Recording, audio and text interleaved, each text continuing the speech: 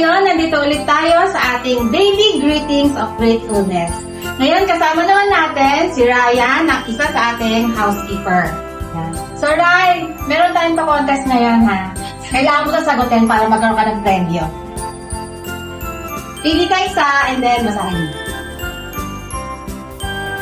Sa anong likas na yaman hinalintulad ang Pilipinas? Hinalintulad ang likas na yaman sa perlas kasi sa kulay niya, yung kalinisan, kapag nasikatan siya ng araw, hindi yung liwanag na makikita mo. Ang Pilipinas parang ganun din, maliwanag. Thank you, Ryan. Tama naman. Tayo dyan. Meron ka ang premyo. Thank you.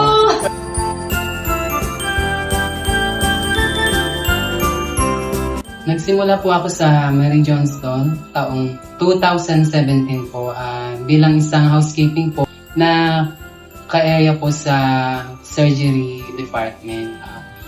Maganda naman yung pakita po ng mga tao, lalo na sa mga nurse at doctors.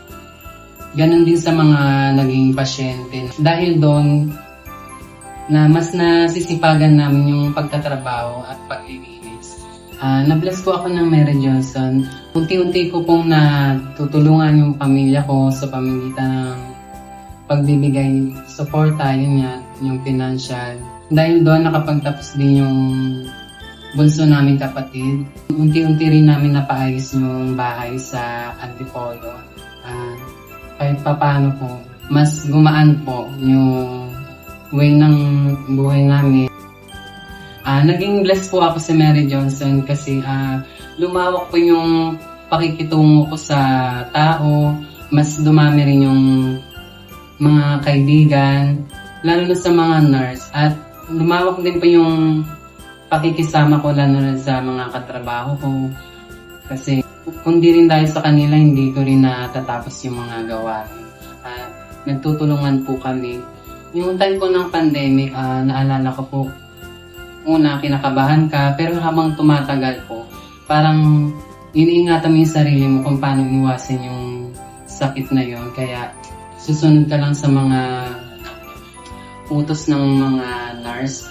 Ang naalala ko po, yung time po ng pandemic, na libre po kami ng tulugan sa likod. Kasi yung time na yun, bawal po umuwi, bawal lumabas. Kalagitnaan po ng pandemic, kahit anong iwas po, yung time na yun, nagkaroon po ako ng COVID. Dahil sa Mary Johnson, naka-recover ako kasi nagbigay sila ng libreng gamot. Chinecheck din po nila kung ano yung mga sintomas namin. At nagpapasalamat dahil hindi po kami pinabayaan ng Mary Johnson. Happy 118th anniversary sa Mary Johnson. Ang wish ko po is sana mas marami pa matulungan ng may mga sakit at patuloy at tumagal ang serbisyo sa bawat pasyente. Ako si Ryan Abraham ng Housekeeping at ito ang Daily Greetings of Gratefulness ko.